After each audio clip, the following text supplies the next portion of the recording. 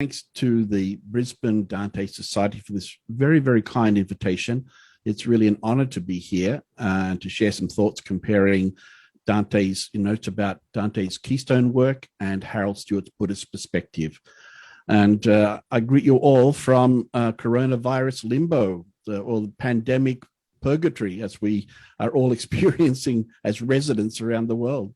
It's a very strange situation, but the upside is that that people like myself, expats living abroad, are able to, tune into great activities like this back home in Australia. I was born in Canberra.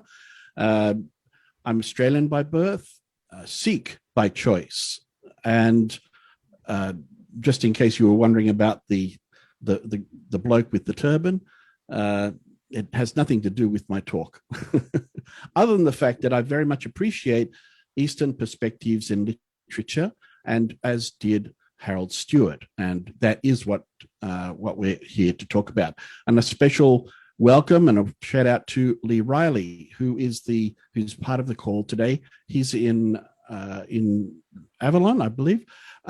And Lee is a direct descendant of Harold Stewart. I'm the literary executor of the Harold Stewart estate, and we're engaged in trying to get the work of Harold Stewart, Autumn Landscape Roll, which I call, and Harold in fact referred to as a kind of Buddhist divine comedy, into print.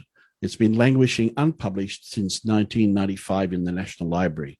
I did my PhD work on Harold Stewart, and so I came to get a greater appreciation both of Dante and of Harold's work.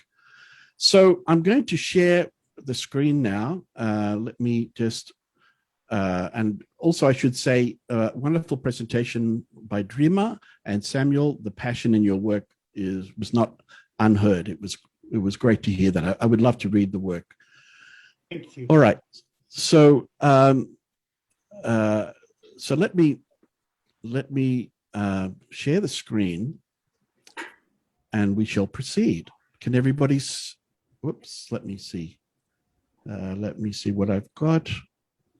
Stop. Let's check the share screen. Yeah, looks like it's sharing. Can everybody see that title page? Yes. Yes. Okay. So this is all about Dante's La Divina Commedia and Harold Stewart's 32 canto poem called Autumn Landscape Roll. And I've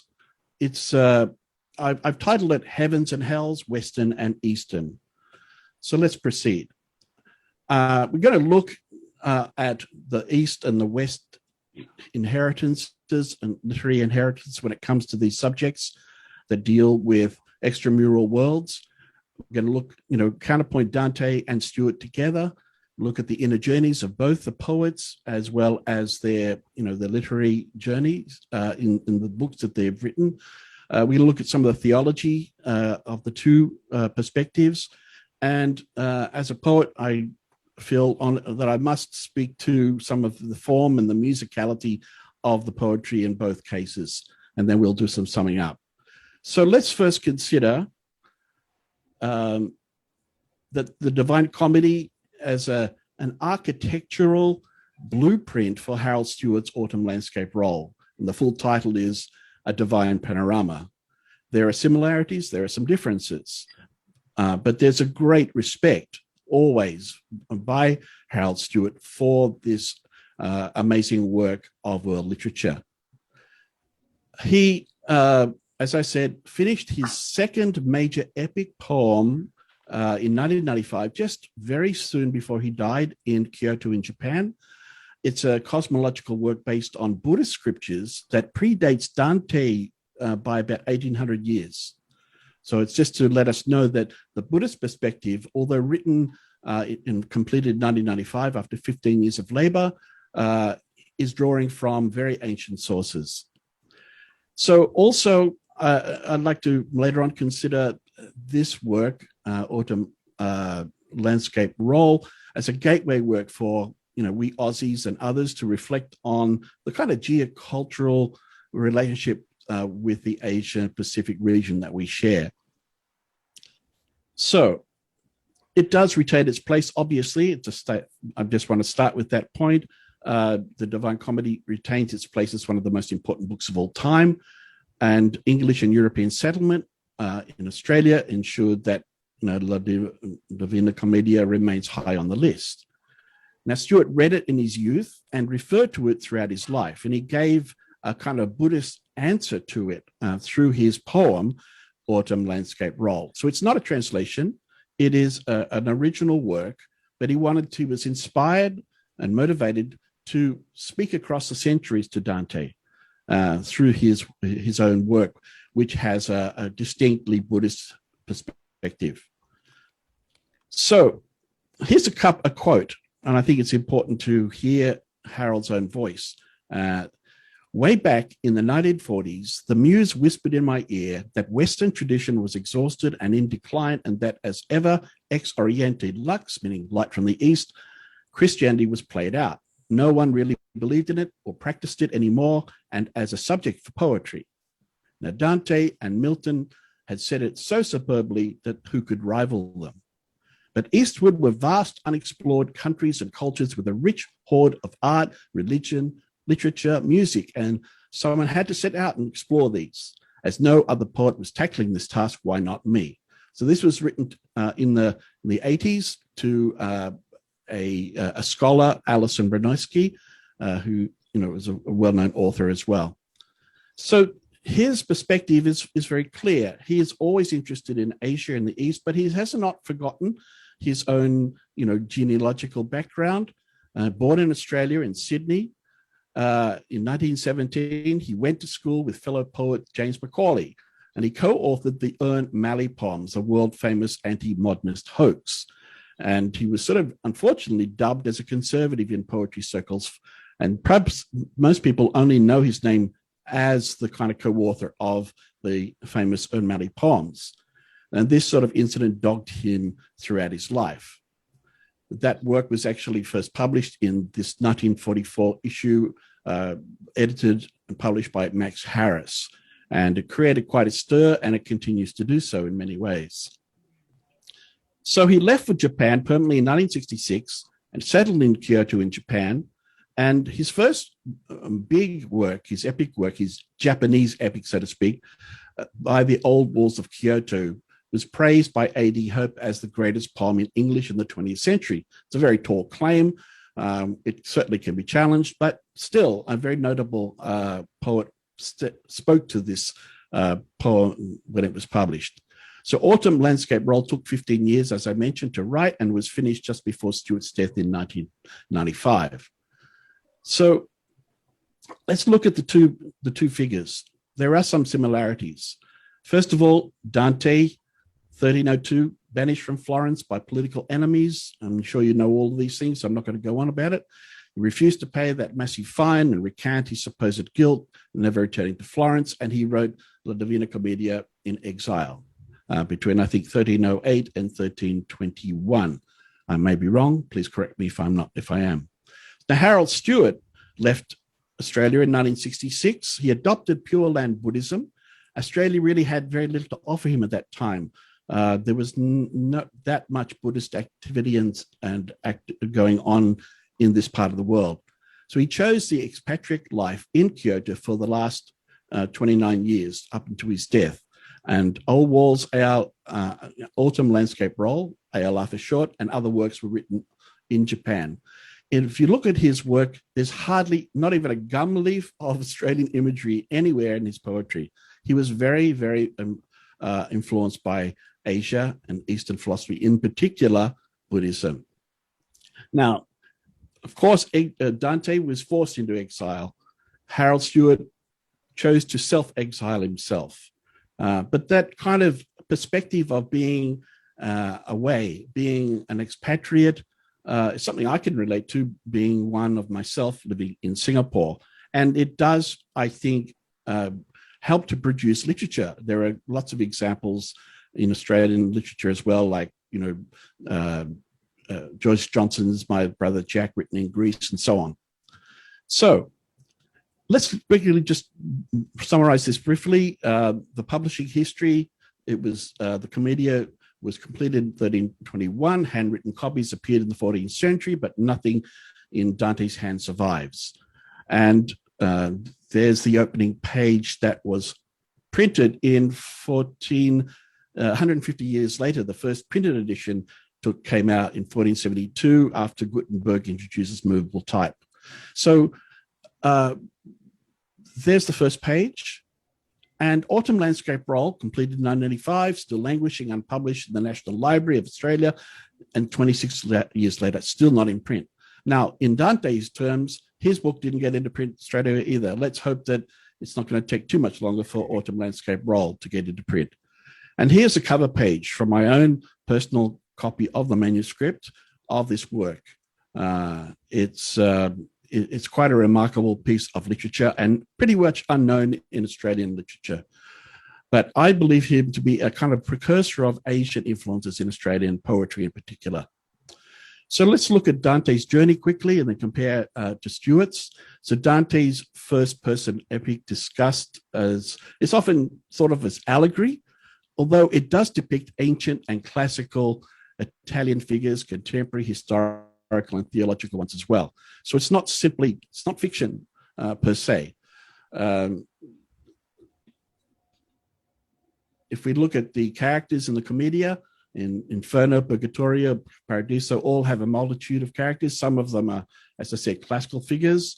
And so Dante is often referring to people who are, who were very much in his consciousness, in his life. He had a few axes to grind, but the important thing is that readers identify with his work, I believe, because of the perspective, the human perspective.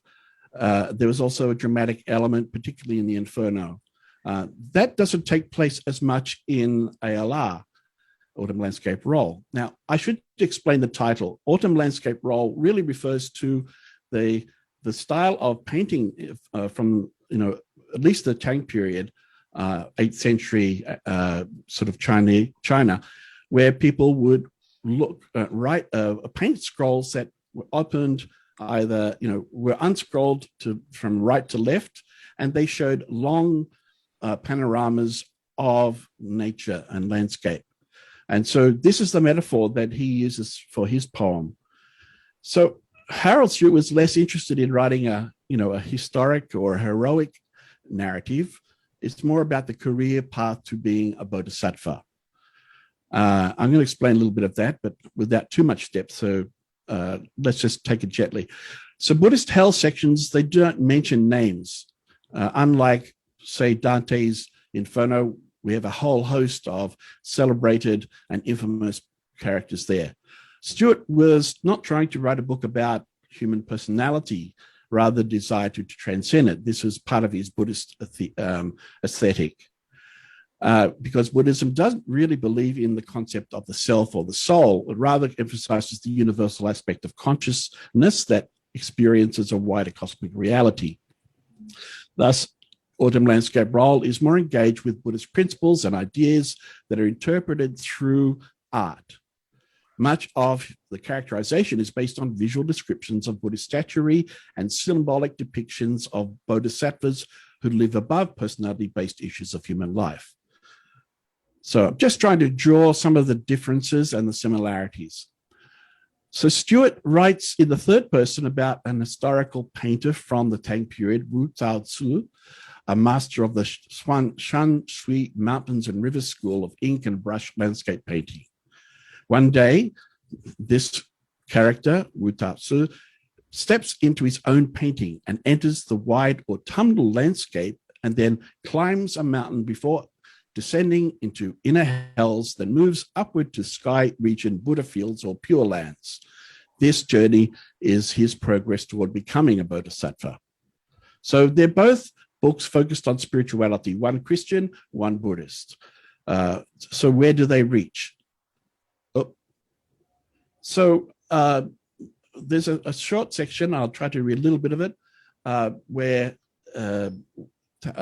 Wu Tao-Tzu is presenting his scroll exhibition to the reigning Tang emperor at that time. And the monarch says, sort of stares, it says, the monarch stared, amazed and mystified. Wu, having quietly faded from his side, was wandering along the weed-grown trail into his landscape. When not far ahead, Wu paused and looked backward, beckoned him, and looking backward, beckoned him. The emperor could not follow where he led, but only watch his distant figure dim and indistinct, diminishing in scale while passing through the morning's golden haze that glorified the foothills, vale on vale, until beyond their range, as furthest rim, Wu disappeared at last from mortal gaze, and wandering on through that pictorial plain, lost in his work, was never seen again. So this is a fascinating metaphor, and it's not the first time it's been done in literature. Dante, in fact, does the same thing by moving into his own kind of the landscape of his own poem. Hermann Hesse did it in Steppenwolf. There are many, many times where paintings become portals. So we all know this very famous quote. I'm actually using the Clive James translation to keep in tune with our Aussie kind of take on Dante. And both figures, they travel through mystical realms, they encounter historical theological figures and express different viewpoints on Christianity and Buddhist theology. And our Dante's poem commences in media res, that the poet struggling through his own midlife crisis, so to speak, with these famous lines, as we all know. At the midpoint of the path through life, I found myself in a wood so dark, the way ahead was blotted out. Now, earlier on in Autumn Landscape Roll, we have a similar passage. But I should mention that this is written in the third person, not the first person. Wu enters next a shadow-dappled wood, and soon is deep among secluding trees. O weary leaf in exile, are you now as homesick as my heart is for the bough? So you can see that there are echoes from the original work in Harold Stewart's work, and he mirrors many things along the way. But the basic ontological question, the central point, is the same, I think. So Wu Tatsu, the painter, and Dante, the poet, are both artists. They're focused on spirituality. That's their subject. And they want to know the final mystery, an idea expressed through Beatrice in Paradise. And she says, she said, I don't ask what you ache to hear, for I can see it there, unmixed, where all dimensions meet with no mistake, and every time and place is centered. So Dante, that philosophy comes through Dante, a similar idea, but expressed in a Buddhist sense from Stewart's poem, looks at the idea of the macro in the microcosm and the philosophy of Indrid's net, where everything in the universe is interconnected and every person's experience is a microcosm of the whole universe. Withdrawing from my sleeve a crystal ball no bigger than a hailstone in a squall, I held it on my palm to illustrate how Buddha, mirrors, candle flame, and all could be contained at once within the small. So, looking back at the Commedia, there's a sense of Christian redemption running through the poem as I see it. There's Dante's tour of the Inferno, Purgatorio, Paradiso itself is a journey of redemption and life according to Christian virtues. The reward is eternal residence in paradise. And also Dante never loses sight of his human empathy throughout the journey, which I think is why we're all still compelled to read the Commedia 700 years after of Dante's passing. There are a couple of things to consider. Damnation versus redemption. Let's look at this. Although accounts are similar, there are also some differences between Christian and Buddhist afterlife doctrines. So there's the Christian fiery damnation. It's the fate of those forever in Christian hell. By contrast, those who arrive in the Buddhist infernal regions live there for set periods according to their self-inflicted karmic actions. So Buddhist hell equals Christian purgatory. I think that's a central point worth noting about the two takes on this whole subject of redemption. Now, what is the ultimate goal for the poet? Stewart was a practicing Pure Land Buddhist, which is the most practiced form of Buddhism, Mahayana school, all through East Asia. Okay, and it had its origins in China, also came to Japan. So in Buddhism, reincarnation to a personal identity is another kind of category of cyclical punishment, whereas redemption from identity is the true spirit of Buddhism. So in other words, getting beyond personality. And that's the essence of Buddhism.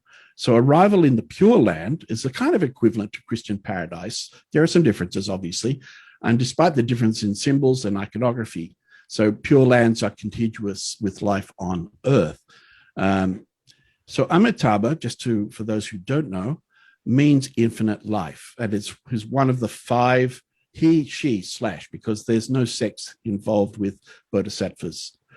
So he's one of 5 pre-enlightened cosmic Buddhas who reigns in this region called the Western Pure Land, known as Sukhavati. All right, and you can see in the picture, in the background on this lake, you will see figures. See if I can blow it up a little bit. You can see figures sitting on lotus buds. So when people are born into this kind of Pure Land, this Buddha field, they're born through an unfolding lotus flower. Just one moment. Now, for those who don't know, Gautama Buddha, also known as Shakyamuni, is regarded as an incarnation of Maitreya, one of these kind of cosmic Buddhas that have not really taken birth in the physical world. In this case, Maitreya is the future Buddha who's seemed to be coming in another 4,000 years. So the Buddhist cosmology is really very vast. It is something really quite intricate, and there are many, many different types of Pure Lands. They're not just one.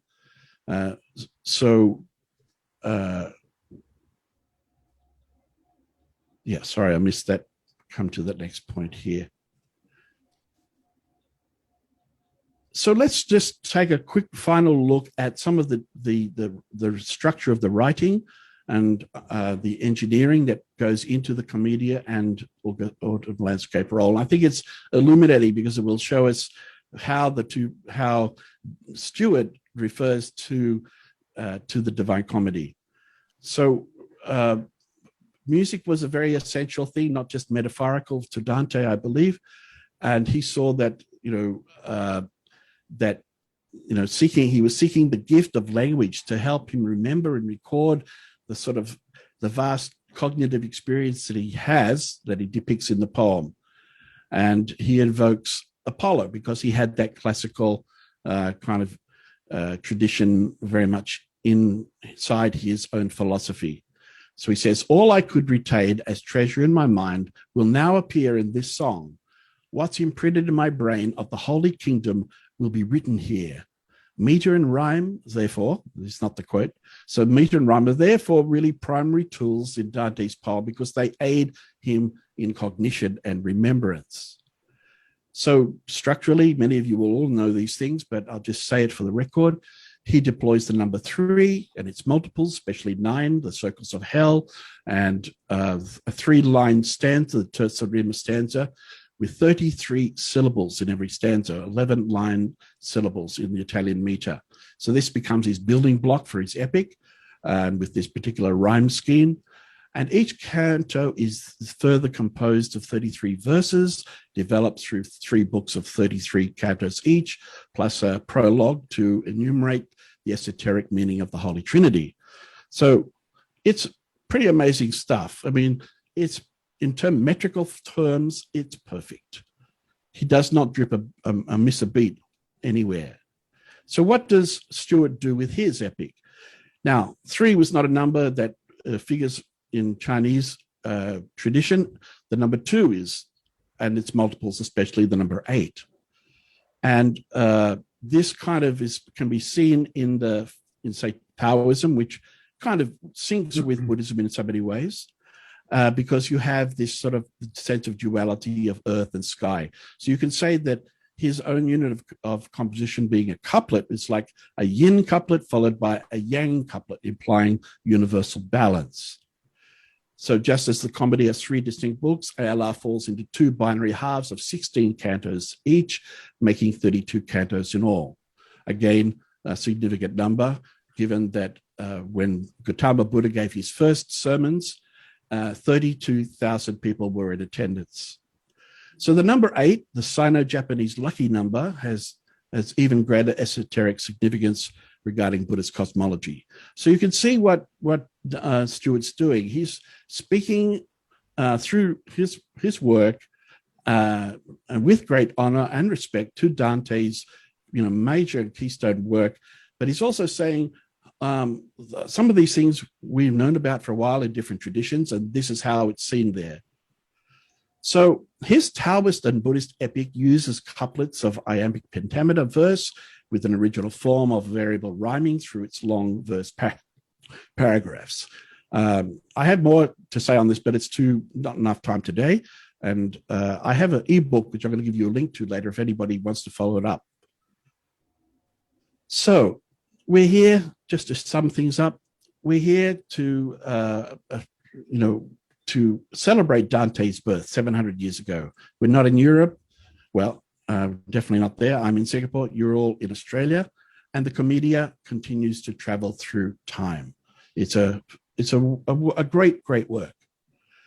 And as I quoted earlier, Stewart said that no one could really rival Dante and Milton as proponents of Christian mystical literature, but as an Australian located in the Asia-Pacific region, he felt that he could see fresh fields for literary exploration closer to hand. And Autumn Landscape Roll, in fact, I believe validates Dante's core vision and sheds further light on it through his wide knowledge of both Western canon and the Buddhist canonical literature. So I think that's the thing to keep in mind. If you read Stewart's work, and hopefully we will be able to publish the first edition soon, it will, I think, bring you back to Dante in a beautiful way. So for him, they're part, I believe, of one holistic vision of life, something that we need more of perhaps in these global times, just to keep this to remember it. I'd like to share with you quickly now a short audio poem of mine that's sort of I wrote in memory of Harold Stewart. Let's see if it comes up okay. Kyoto Vacation Highburn, in memory of Harold Stewart. They say great blessings wait in the temple of 1,000 goddesses, but on entering, the gold arms and faces of mercy statues stare with a penetrating purity that scares hungry ghosts out of your pores, and suddenly you're walking blind into a hell sauna of burning flesh, trees of lascivious knives, wards of addicts, a giant cauldron boiling with parent killers and Buddha murderers. Where the hell have you landed? Asks the mind on vacation. What is real? Fear has entered and dribbles down a leg, forming a piddle puddle on marble. You flee the red-pillared Hondo with its dragon roof of orthodoxy and gasp in the air. To find yourself with great relief inside a forest of plum blossom. It is a garden. A garden is a breathing space.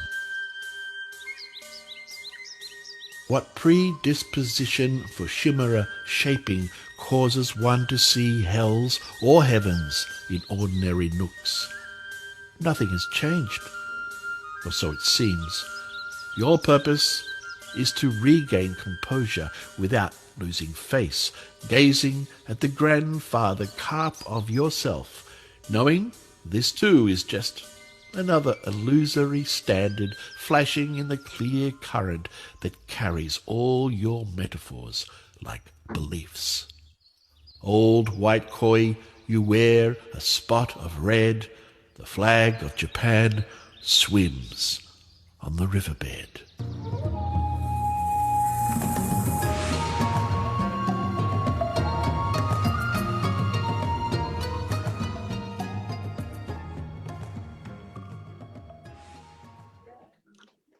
So, thanks for listening to this talk. And certainly open for questions.